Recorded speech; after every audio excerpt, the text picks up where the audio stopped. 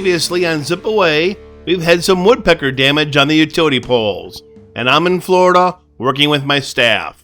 Now I'm going to take my time here and thoroughly explain to Mike and Tony how this process works, because there might come a time I can't make it down to Orlando, and they'll have to repair a woodpecker hole and treat it in my absence.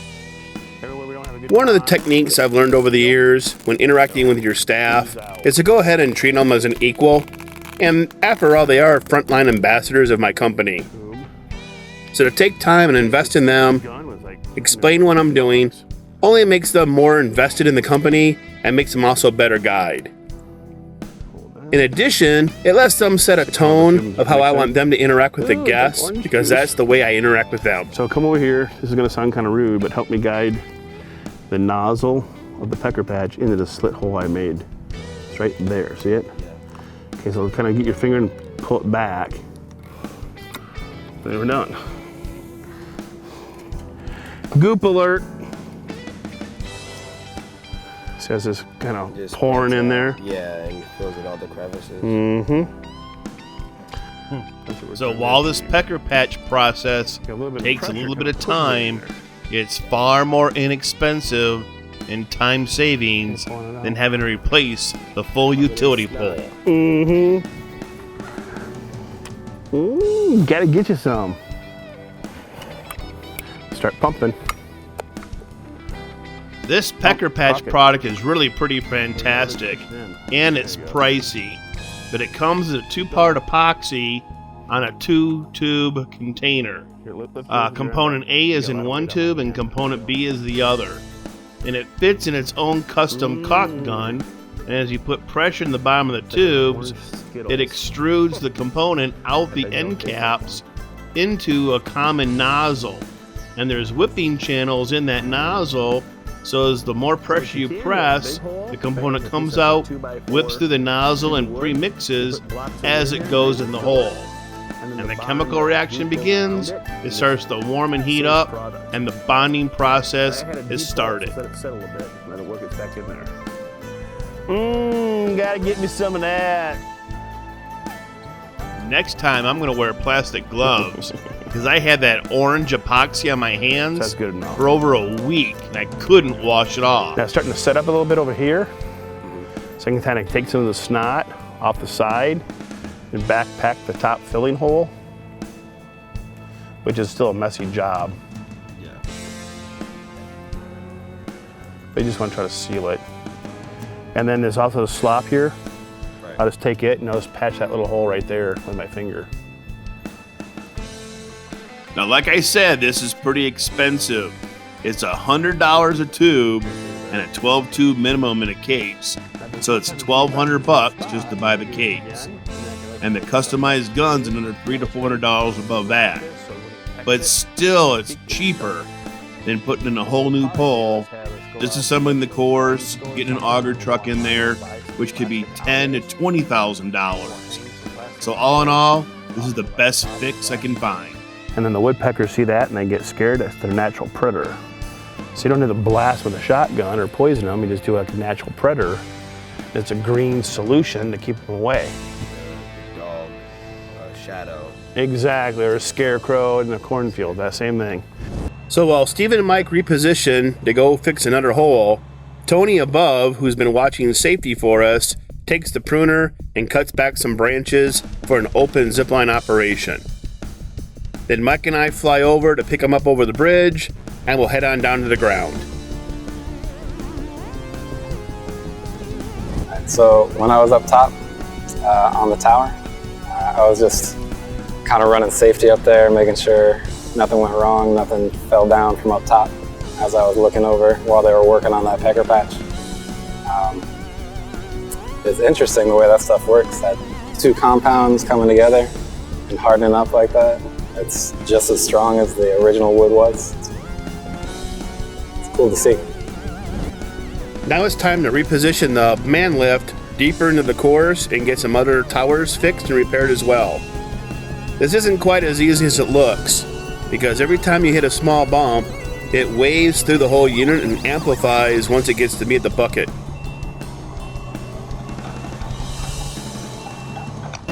trying to go over that 8-inch rut and it's real bounce. That guy hit. There we go. Whoa! Mike thinks I'm nuts.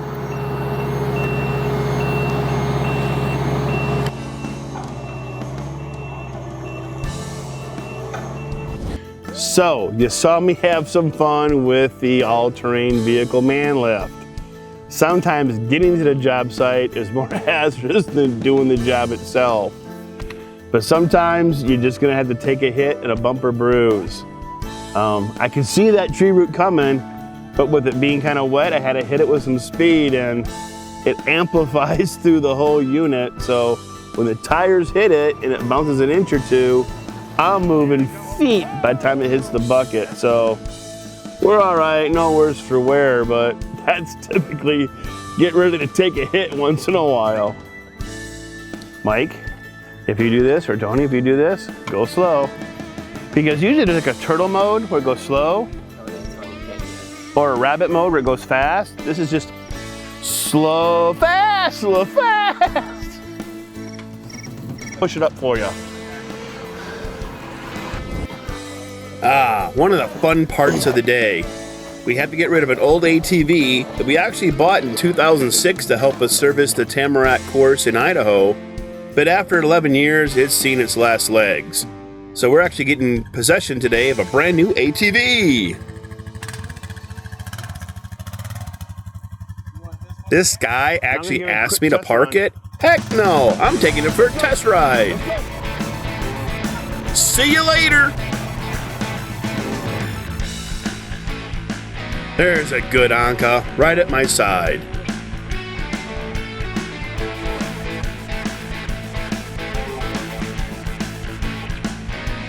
Anka would run along my side all day long if she could.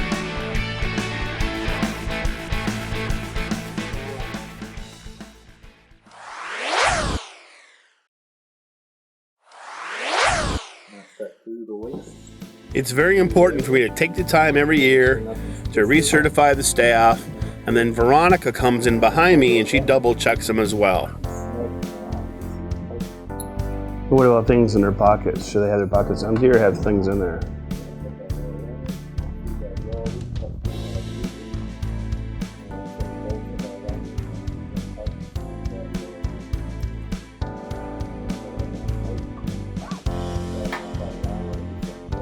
By making my staff talk it out every year and reviewing them, it also lets me catch them in bad habits and correct them at that time. EBL operational procedures are pretty similar from course to course, and by training my staff this way, they're cross-trained and can work at multiple locations. Right? Let's grab a piece of orange rope over there and we'll tie figure 8 knots. Just like that. Again, you'll learn, I get enough tail turned back from here, and then I always have enough just to tie my 8 knot and have the back up. Now try to remember, a knot need not be knotted. Yes, sir. So what we're doing is when You always want to dress it. There we go. Once you see the difference, that's what you're trying to achieve, like that. That's dressed. Gotcha. So untie it, tie it again. You see, you with me so far? Oh, this way. Mm-hmm. And then you would bring it down. See the difference? Right. Oh man, this past year has been a very, very interesting year as a whole. Dealing with all the guests that come in and the crazy shenanigans that happens. But it's been fun. It's been fun as a whole.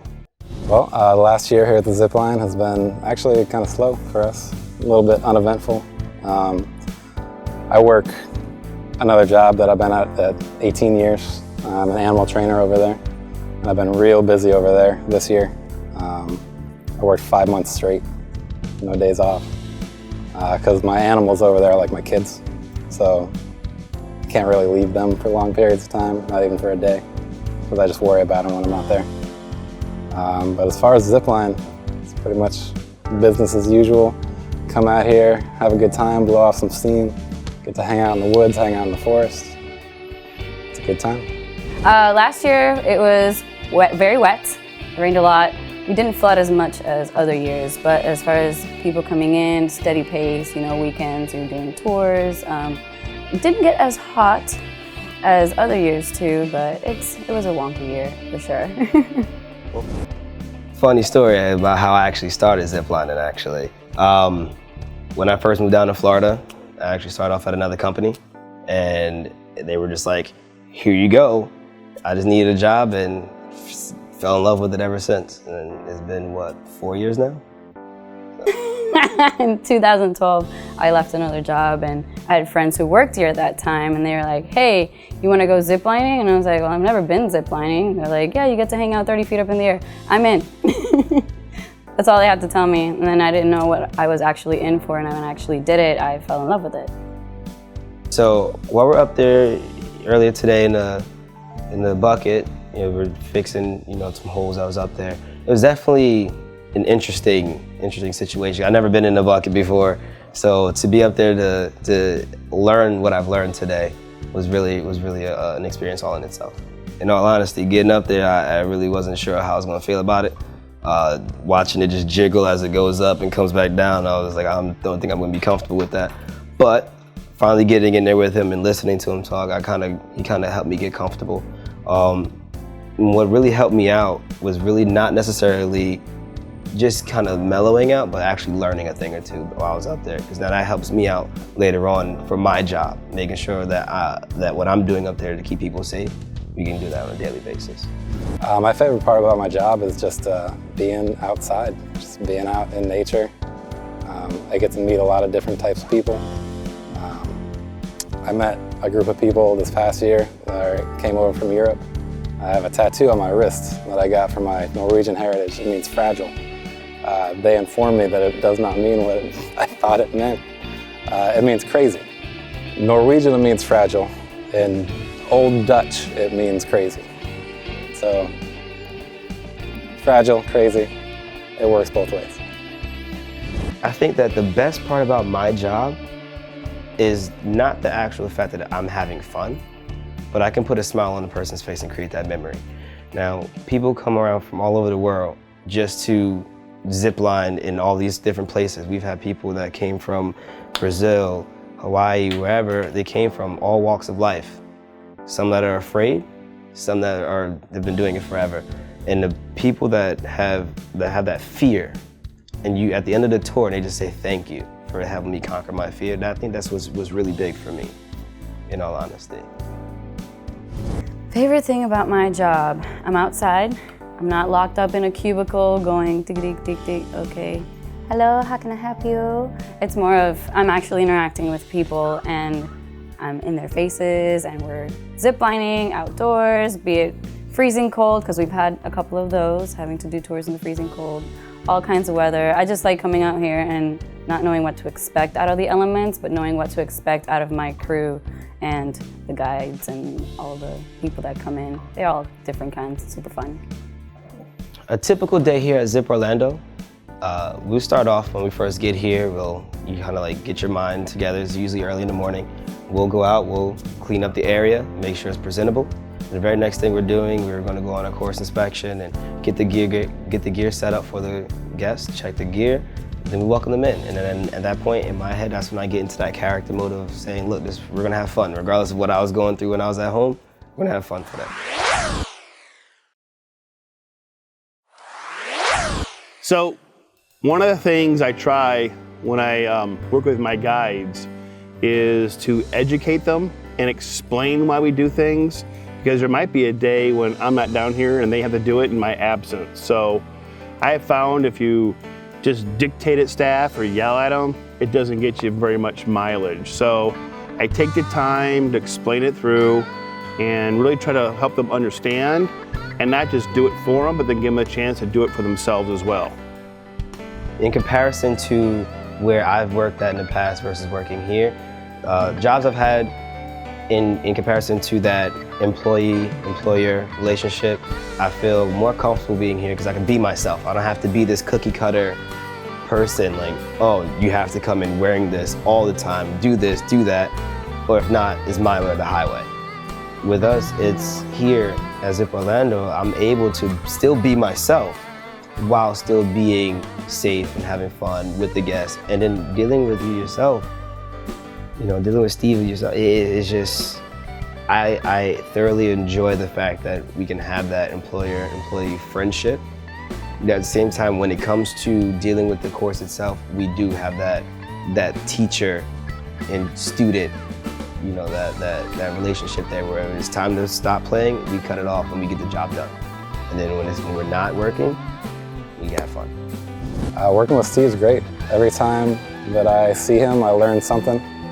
He's always teaching me something. He's a good wealth of knowledge. And he's laid back, you know. He's a fun guy, takes us out, buys us lunch, buys us some drinks afterwards. He's a good boss. Steve, he's cool. He doesn't micromanage. He just lets me do what I'm supposed to do. He gives me a list of things that I'm supposed to do, and I'm like, okay, Steve, I'll do it. And he'll just check up on me, and if I haven't done it, I'm like, hey, I'm sorry, Steve, I'll get to it as soon as I can. All right, so craziest story we had this past year, ran into a storm. So halfway through the course, the storm comes in, came out of nowhere. We had to get everybody off the course, took shade, took cover in the back.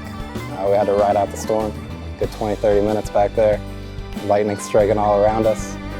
And then as soon as it passed over, we got right back on the tour, kept on keeping on.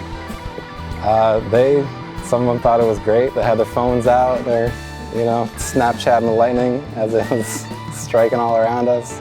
A couple of them were worried, kind of freaking out a little bit, so we had to just reassure them and let them know that we're okay, we're safe, we're on the ground.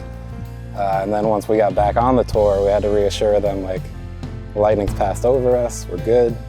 We all have apps on our phones that track lightning around us. So. New this past year, oh gosh. I became a personal trainer aside from being a tour guide. I'm still prepping for competition, bodybuilding competitions, trying to put on more mass as far as muscle, which is a lot of pain in the ass for somebody my size. I'm also back in school for psychology, and I'm working with a grad student who's defending her PhD so that I can start working on prepping to get into a doctorate program in psychology.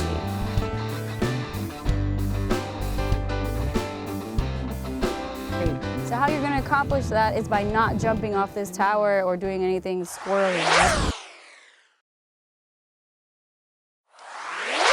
Well, here it is at the end of the day. I'm wrapping up my trip to Florida.